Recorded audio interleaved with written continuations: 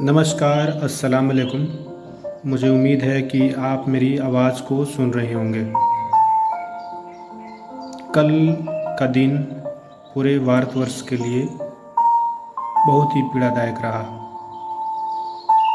आप सभी को सोशल मीडिया के माध्यम से, यूट्यूब के माध्यम से और तमाम जो न्यूज़ चैनल है उसके ज़रिए आप तक यह खबर पहुंच गई होगी।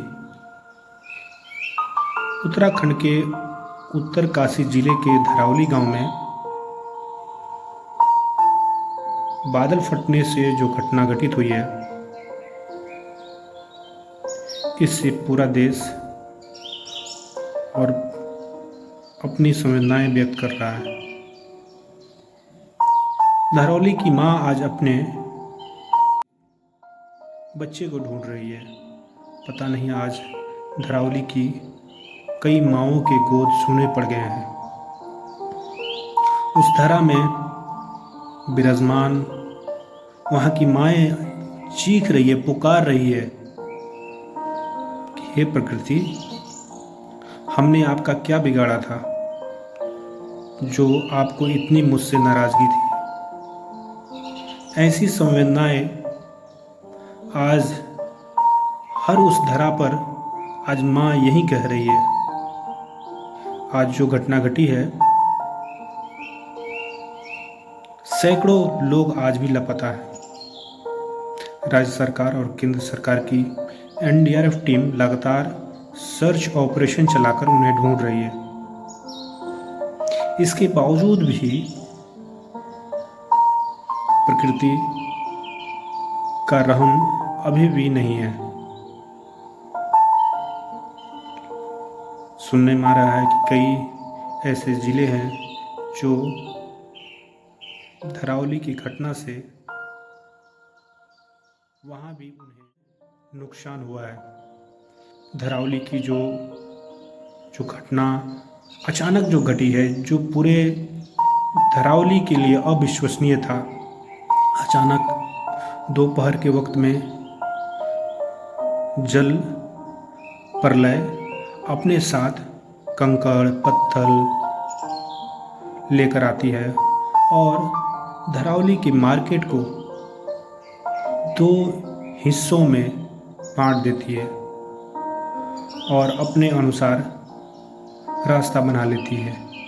धरौली की जिस जगह पर यह घटना हुई है, वहाँ पर एक समय बाजार लगता था, मार्केट लगता था। सैकड़ों लोग वहाँ आकर अपनी ज़रूरत की सामानें खरीदते थे। वहाँ हंसते मुस्कुराते चेहरे देखे जा सकते थे, परंतु आज वही धरौली शोक में है। हर किसी का मन आज छोटा है, दुख में है और वेदनाएं व्यक्त कर रहे हैं। आज उनकी संवेदनाएं सुनकर हर वो माँ दुखी है, हर वो पिता दुखी है, हर वो राज दुखी है। जो निर्दोष लोग हैं, इसके बावजूद भी प्रकृति क्या चाहती है और प्रकृति और भी कितने प्राण लेगी, यह कोई नहीं जानता है। जिस तरह से घटनाएं लगातार प्रकृति के माध्यम से, और ये एक प्राकृतिक घटना ने पूरे देश को हिला कर रख दिया। सिर्फ धरौली के लोग को ही नहीं इसने मन को झकझोरा, बल्कि पूरे देश के युवाओं को, उन माओं को जिन्होंने इस घटना को देखा सोशल मीडिया के जरिए, न्यूज़ के जरिए और कई अन्य माध्यमों के जरिए, उन्हें ऐसा लग रहा था यह कैसी घटना है। इस तरह से हम देखते हैं कि जीवन का जो आधार है,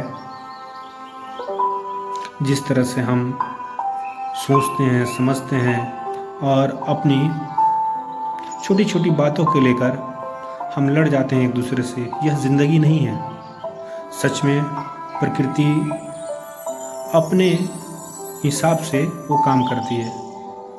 हमें ज़रूर जितना वक्त है खुशियाँ बांटना चाहिए, एक दूसरे के साथ सहयोग करना चाहिए, मिलकर रहना चाहिए।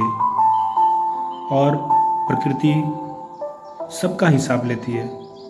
जिस तरह से धरावली में जो घटना घटित हुई वो कहीं भी घट सकती है, कहीं भी बादल का फट सकता है। आज हमने प्रकृति को अपने ज़रूरत से ज़्यादा सामानों को खरीद रहे हैं, लेकिन हम प्रकृति का दोहन भी कर रहे हैं। ऐसी स्थिति में प्रकृति के प्रति हमें सद्भाव करने की ज़रूरत है। और वो सद्भाव कैसे हो सकता है? यह सद्भाव हम पेड़ लगा के कर सकते हैं।